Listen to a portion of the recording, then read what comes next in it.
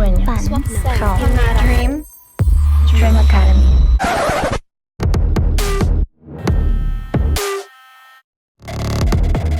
Hi freaks! I am Penelope Peculiar, and today we're going to be talking about one of my newest obsessions, KATSEYE, the K-pop global iconic girl group.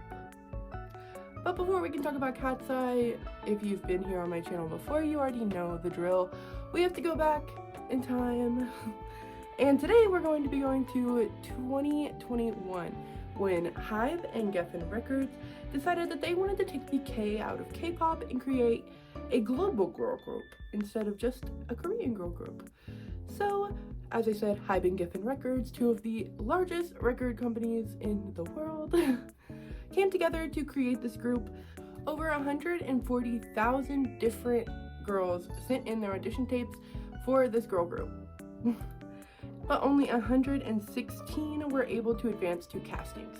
And this is where we meet the first few trainees. First, we have Emily from Dallas, Texas, Naisha from Brazil and Spain, Adela from Slovakia, Israela from Australia, Lexi from Sweden, Abby from Colorado, Ilya from Belarus, Marquis from Thailand, Sophia from the Philippines, Daniela from Atlanta, Georgia, United States, Megan from Hawaii, and Carly from Hawaii. They all came to Los Angeles, California to undergo K-pop training, or as it's also called, T&D, Training and Development.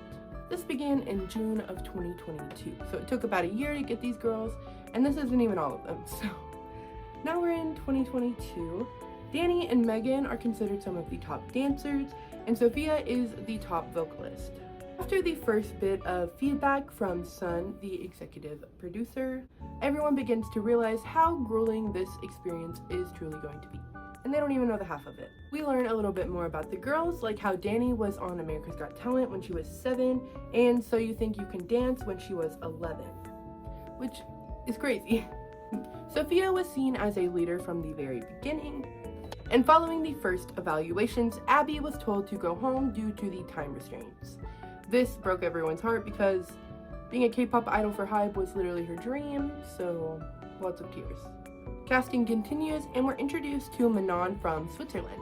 She doesn't fly to Los Angeles just yet, but she stays in Switzerland to undergo some pre-training. We get to see her in Switzerland and learn a bit more about her, like her songwriting book, her paintings, which are so fucking cool, and how they found her on social media, where she has a decent following. Back in LA, we see Megan's duality as she's able to be a real human with quirks and emotions and feelings off stage, but on stage she is a fierce performer. And she's been singing and dancing since she was just a little girl. Manon finally enters the house for the first time and gets to meet all of the other trainees. At the next evaluations, no one is eliminated. Sophia is seen as an amazing vocalist who is known for choosing songs to increase her singing capabilities week by week. Manon has a natural ability, but just has to learn the fundamentals of singing and dancing. Sophia's mom is actually a performing artist herself, so this means that Sophia has a bit of a musical theater background, which the K-pop training and development team wants her to get out of. Following the 6-month evaluations, Sophia and Megan are 2 of the top vocalists. Megan and Daniela are 2 out of 3 of the top overall trainees, and Megan is the top overall pick. No eliminations were made at this time either. Then Bang, the CEO of HYBE, decided to move up the debut of the girl group, meaning that casting needs to happen faster, T&D needs to be happening faster, they need to be progressing faster. Lots going on here. They truly do believe that Sophia is K-pop idol material, and they're excited to see her grow. Then it comes out that the girls have private Instagram accounts, which is against their NDA. And this is when Naisha from Brazil is eliminated from the program because she had shared original music from the program. It was stated that the girls needed a change in mindset. They had to reread the NDA, social media policies, and they actually went to a rage room to get out some of that pent-up anger. This is when they learned that even more trainees are going to be coming. Lara is the first to be introduced to us, an Indian girl from LA/New York in the United States. Manon said that T&D changed when Lara came, and I truly do believe that. Lara, I love you, girl.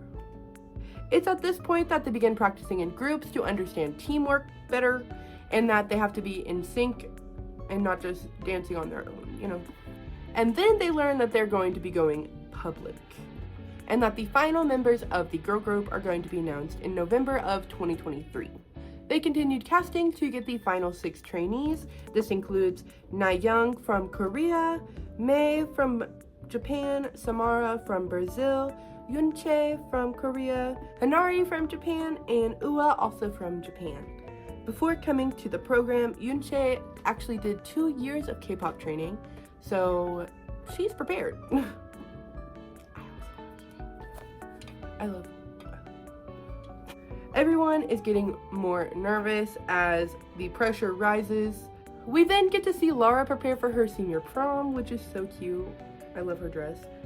And we learn that her mom is actually a dance instructor and that she's been doing Bollywood dance since she was just a little girl. And then they start doing makeovers for the girls as they prepare to go public for the very first time. Finally, we have the global announcement where the world gets to meet the trainees for the very first time. The Dream Academy art film was also released, which Manon was receiving a lot of praise for as they made her kind of a main character. And the girls are now informed that this is a survival show. Okay, not what they signed up for, I guess. I mean, I didn't read the contract. Allegedly. Allegedly. Which obviously surprised them because they thought they were just like, you know, gonna dance and sing and they were gonna pick the people, you know, not like scary survival show. So what is a survival show? In Western culture, this would be kind of like your American Idol, The Voice, America's Got Talent, like shows like that you have to pick one at the end through all these talented people. In K-pop, it's a little bit different. They usually do all gendered contestants that compete to be in a K-pop group. The name is pretty self-explanatory, as not everyone is going to survive to debut. They also tell them that fan voting is going to be a huge factor in who gets to be in the group. Okay. This sudden extra layer of competition actually begins to weigh on the girls mentally and physically. Their rankings at the end of T&D, Megan was number 1. Daniela was number 2, number 5 was Sophia, Lara got number 9, Yunchae was in 10, and Manon was number 20. And then she begins to miss rehearsal and has a bit of a lackluster teamwork ethic. Mission number 1 is finally announced. There are going to be 2 groups of vocals and 2 groups of dancing, and it's all going to be decided by fan voting. Dance Team A is going to be performing Pink Venom, and that's Daniela, Adela, Hanari, Megan, and Ua. Dance Team B is going to be performing OMG, and that is Marquis, Israela, Emily, Yunchae, and May. Vocal Team A is going to be doing a mashup, and the vocalists are Manon, Ilya, Brooklyn, Carly, and Lexi. Vocal Team B is going to be doing Still Into You, and it's Lara, Sophia, Na-young, Celeste, and Samara. There are going to be 3 voting days, and the public eye is definitely weighing on them during this project. Better for some, and definitely worse for others, just depending on if you're popular or not. After mission number 1, their rankings are Sophia in number 2, Manon in number 4, Yunchae in number 5, Lara in 6, Megan in 9, Daniela in 15. Very not like the judges voting. A lot of the girls were upset that people like Manon that weren't showing up for their teams were scoring really high just because of the public perception, while people that were kind of like literally training the other girls, like Adela, who's like helping out, got really low. The entire group starts to talk about their frustrations about how Manon is missing a lot of rehearsals and just not really participating. Mission 2 is going to take place in Korea, so they begin packing knowing that eliminations are actually the same day they're set to leave. So some of them are packing to go home, while most of them are packing to go to one of the most beautiful places ever. Manon has COVID, so she is not able to be at eliminations. In evals, they say that Manon has a unique voice, but that she seems a bit awkward. Lara and Sophia are doing really phenomenally vocally, and Daniela and Megan have a great chemistry when it comes to dancing. At eliminations, Gnarly and Adela are eliminated, which is a very emotional part of the series. There is 10 weeks left until the final selection of the girl group, and the final trainees head to Korea. La Seraphim actually announces the second mission. There's going to be 2 teams doing Anti-Fragile and 2 teams doing Fearless. 4 trainees are going to be eliminated at the end of this mission. Following the new mission announcement, jet lag, this new environment, and lots of changes, plus the eliminations, the girls are very overwhelmed as they head into mission 2. Manon arrives in Korea after she's healed from COVID, joining the girls. The fan voting actually motivated her a lot, and she begins showing up more. Team A, doing Anti-Fragile, is going to be Lara, Sophia, Yunche, and Emily. They're feeling very confident because actually 3 out of 4 of them were in the top 4 in the last voting. So they're feeling very, very confident. Team B for Anti-Fragile is Carly, Ilya, Megan, and Samara. Team A for Fearless is Brooklyn, Lexi, Marquis, May, and Nayoung. And Team B is Celeste, Daniela, Ezrella, Manon, and Uwa. They all kind of agreed that this mission was definitely one of the hardest ones mentally. Yunche's goal has always been to be a K-pop idol. Obviously, she's been living, breathing K-pop since she was like 13 and probably before that. The Mission 2 videos are filmed and released to the public so that they can vote on them. Everyone has their piece to share online, but when do they not? Once again, there are 3 days to vote, and we find out who is going to be eliminated. The public view makes the girls that are well received feel very confident and very happy, but it makes the girls that aren't well received feel like shit, like so depressed, and like it's crazy. And now we get to the second eliminations, where everyone is already crying before the eliminations even begin, as 4 people are going to be eliminated this round. This is where we learn that they each voted privately to see who they would choose to be in their debut group. 14 people included Sophia, 12 included Daniela, 8 included Megan, 6 included Lara, 2 included Yuche, and only 1 person included Manon. They also were asked who they thought were going to be eliminated this round. 10 people voted for Manon, 5 people voted for Yunche, 2 people voted for Lara, and 0 people voted for Sophia, Megan, and Daniela. We then learned that Fearless Team B won the Mission 2, and Anti-Fragile Team A won their Mission 2. They are all safe from eliminations. Brooklyn, Carly, Ilya, and May are eliminated following Mission 2. Everyone is very emotional, especially for Carly, I think. But she's gone on to do great things, so I'm so happy. Following this, everyone agrees that the surprise survival show is kind of cruel as fuck. It's really crazy that the producers decided to pin a bunch of young women against each other to see who gets to become rich and famous and popular. Really crazy. Doing this knowing that it's bringing both the girls that are going to debut and all of the other girls that they have just made go through this process insanely mentally upset. Like, it's gonna bring them down so bad. It is a continued storyline that Manon breaks rules and doesn't do everything she's supposed to, and she kind of just gets away with it, but she gets the votes, you know. The remaining trainees return to Los Angeles to prepare for Mission 3. Manon decides to talk to the girls and set the facts straight because she's frustrated that she's the only one getting heat for missing class. Sophia says that she doesn't even pay attention in class, but But at the end of this conversation, they all decide to put this in the past as long as Manon decides to up her ante and do what needs to be done, you know? And they hug. Sophia actually gets sick around this time, but stays focused, still coming to practice and everything. And everyone is getting injured, which is not anything new. They're going through so much strain. After mission 2, Lexi is actually at the point where she feels like she's losing herself, and this is just not what she wanted to go through at this point in her life.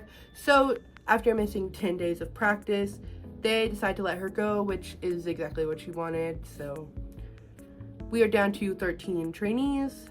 Mission 3 is announced. They're going to be doing famous female pop songs. The first song is Confident, which is going to be Lara, Megan, Marquis, and Yunche. Wannabe is going to be Emily, Israela, Ua, and Samara. Buttons is Celeste, Daniela, Manon, Nayoung, and Sophia. And then this is going to have individual voting instead of group voting, and they will have 3 eliminated at the end to have the final 10 for the finale. As we all know, Buttons went insanely viral, so it is no surprise that that song did very well in the voting. It also seems like Manon had a bit of a reality check and started to step it up, and she's fierce. I am actually obsessed with the Wannabe group. I believe that they should be a girl group on their own and add Lexi. So Emily, Israela, Ua, Samara, and Lexi, you guys, I'd be your #1 fan. That would be an amazing group. You guys did phenomenally. Sophia was actually sick on filming day for Buttons, but still pushed through, and iconic. All of the Mission 3 performances are insane. Like, I love them. I go back and watch them all the time. I love them. Everyone is extremely anxious and scared as final eliminations are arising, which means that the finale is right around the corner as well. In eliminations, Yunche was the last to receive her envelope, meaning that Nayoung, Celeste, and Ua are eliminated, which was a judge decision and didn't really align with the fan voting at all. It's at this point that we learn that Lara actually wanted to be a solo artist, but now her new dream is to become a part of this global girl group. They actually did break free as a bonus performance, and Manon really struggled, although they all pushed through in the end. For the finale, we find out that there are going to be 2 groups of 5, and they're going to be performing original music here. So the song Girls Don't Like is going to be performed by Daniela, Emily, Marquis, Megan, and Yunche. And then Dirty Water is going to be performed by Lara, Samara, Sophia, Manon, and Israela. And then all of them are going to perform all the same. Everyone is getting insanely emotional going into finales. And we learn that the final girl group is going to be decided by 40% early voting, 10% live voting, and 50% by judge decision. Then the girls have to decide what the name of the girl group is going to be. They're given 3 options: New Crazy, KATSEYE, and Dreamscape. They immediately gravitate towards KATSEYE, and it's decided immediately. Now we reach the finale in November of 2023. They all come out and perform, and Charlie, Mitra, and Sun all decide their top 3 for each performance. So for Girls Don't Like, Charlie decided that Danny was the best performance, and then Mitra and Sun both decided that Megan was the best performer. And then for Dirty Water, Charlie and Mitra decided on Sophia, while Sun decided on Lara. In order of announcement, the girls are informed that they're going to be debuting live on stage in front of audiences, in front of all the people that have done this with them. Sophia, Lara, Yunche, Megan, Daniela, and Manon. And it is insanely emotional. If you don't cry while watching this, I mean, we might just not be alike, and that's fine, but like, oh my god. They announced this very documentary that we've been discussing at the end of the finale. Following this, the girls begin to prepare for their debut. Behind the scenes, of course. On camera, they celebrate their first holiday season and upload their first videos to the KATSEYE YouTube channel. After the holiday season, in March 2024, we get a member spotlight for each member, which are actually really cute if you go and watch them. On April 12th, the fandom name was finally announced, which is Icons, of course. Hello, Icons. Then in April 19th, they moved into their KATSEYE house where they're going to be living together. At the end of April and the beginning of May, 3 KATSEYE diaries were uploaded where we get to know the girls more vulnerably. They continue uploading vlog-esque videos for the fans, including a KATSEYE sleepover, digital detox day, and celebrating Yoonchae's graduation. And it's at this point that we begin to see the first sneak peeks into debut. And now we get to see KATSEYE in their first ever song. June 16th, 2024, we got a sneak peek of Debut, their first ever single and original song outside of the Dream Academy, where we got to hear a snippet of the song, see some of the choreography, and we even saw a sneak peek at the branding for this EP. June 17th, we got to see the charms that each of the girls have. Daniela's charm is a guardian shield, Lara has a limitless key, Manon has a stellar tiara, Megan has the dual cherry, Sophia is the dream anchor, and Yoonchae has a soothing shell. Also, to correspond with their charms, they have a porcelain figure, Yoonchae's is a piano, Lara's is also a key, Sophia has a couch, Manon has a cat, Megan has a cherry blossom tree, and Daniela has a lamppost. And I just think it's so cool. June 18th, 2024, we got the intro film for KATSEYE. I love a film. I can't I love a film. And Debut released on June 28th, 2024. We got a lyric video, music video reaction video, choreography version of the song, a performance video, dance practice, and some behind the scenes videos. The girls went live to be with fans as their second single Touch dropped on July 26th, 2024. Then on August 16th, 2024, Sis, also known as Soft is Strong, was released, including 5 songs, of course, Debut, Touch, and then we got My Way, I'm Pretty, and my favorite song, Tonight I Might. At this time, they began performing a lot, including KCON, Good Morning America, and they also had a fan event at the El Rey Theater. They uploaded a summer 2024 recap, just going over their first performance together and how their summer had been coming on. On October 10th, Touch featuring Yeojun of Tomorrow X Together was released. KATSEYE then celebrated their first Halloween together, giving us a special Halloween performance of Touch, which is so cute. They're wearing these Winx costumes. They're so cute. November 18th, they started uploading the KATSEYE in Seoul, in Manila, and in Japan, covering their Asian tour in a vlog format so that we could see the behind the scenes.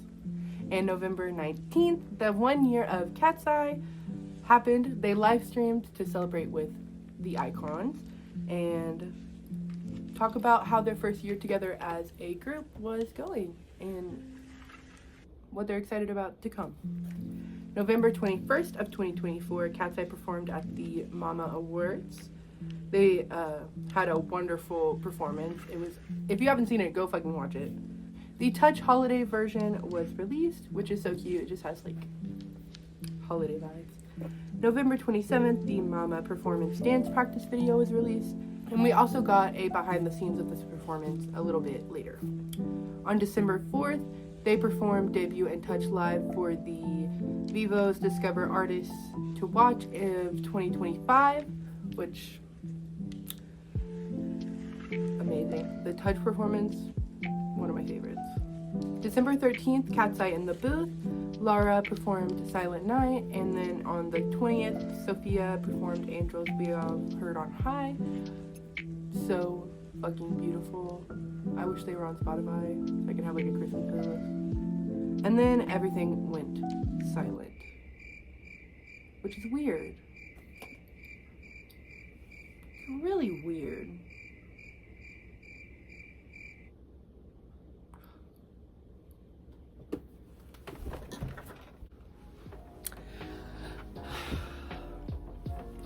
Until it wasn't. On April 14th, 2025, when Goodbye Sis Era was uploaded to the KATSEYE YouTube channel. Icons were screaming for this comeback, quite literally. And on April 30th, we got just that. Gnarly was released, and the immediate response was honestly not good. People were saying like, it took 6 writers to write this? It took 6 people in the studio? What? Until the music video and the choreography came out and we got to see everything, and everyone was like, oh, I like this. This is real nice. I like this. Yes. Very hot girl era. Yes. You truly saw the vision come to life. Although, I love this song.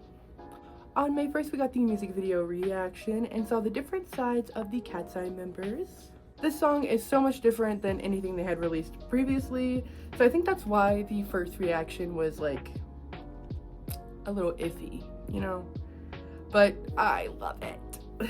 The song has blown up and is literally everywhere. Everywhere. We got to see the choreography, them in dance practice, 2 behind the scenes videos, and the infamous "wait, are we live right now?" video. On May 27th, the track list for their second EP entitled Beautiful Chaos was dropped. 5 songs once again, including of course the single Gnarly. Then Gabriella, Game Boy, Mean Girls, and MIA. Beautiful Chaos is set to release on June 27th of 2025. And I am very excited. I'm hoping to get the album. I'm sure you guys are all excited. I mean, if you like Gnarly. If you don't like Gnarly, then probably not going to be your stuff, but I'm very excited. At this point in time, KATSEYE has been all over the internet. On game shows like trying not to eat foods or trying not to get caught by a sleep chaperone, and even spilling secrets after having a truth serum. On June 6th, 2 Gnarly remixes were released. One was Laura x Lancey Fox x Slush Puppy remix, which is so good, honestly. Laura, you need to get on your DJ shit. You need to do it. And the other one was an Ice Spice remix. Okay, this isn't the video where I'm going to talk about Ice Spice. I don't like her, but moving on. It's so easy to see how KATSEYE has blown up, and they truly are an iconic global girl group that they once were like, oh my god, we're going to be on stage, like, yeah. I have a few reasons that this is pretty obvious to me. Number 1, they were created to be an iconic global girl group. They trained for this for years. Like, this is what they've been living for years. Like, it was just inevitable. Number 2, 6 Gen Z young women. You're gonna have a fan base. Like, anyone can find something to relate to, whether it be the girls themselves, the music, the fucking art films, you will find something you love about KATSEYE. There's no doubt in my mind. Number 3, they are everywhere, as I've been saying. Like, all over YouTube, Instagram. I see them everywhere. During my research for this video, I would be watching KATSEYE videos, and their KATSEYE Glossier lip gloss ad campaign would pop up. Are y'all stalking me? And their entire journey is documented. There's videos of everything. Every tear, every sweat drop, like, you can watch them grow. And it's so beautiful, and I think that's what aids in loving them so much, because you get to know them on an individual basis. Not like a parasocial relationship, but just like a good for you, girl. Like, I love that. And number 4, they're iconic. There's, like, the music, the fashion, the fucking charms, like, even their names, like, their hair, everything always looks amazing, and literally, that's why they have blown up, is because they're iconic. and I'm so happy for them. Their talent too, it's truly mesmerizing. And that, my friends, I mean my freaks, pardon my French, is KATSEYE. That's where we are up to today. I'm so excited to see them, what they have planned for the rest of 2025 and years to come. I truly hope you enjoyed this video, and if you did, go ahead and leave a little like for me. Maybe comment down below. Let's discuss who is your bias. Mine is Megan, obviously.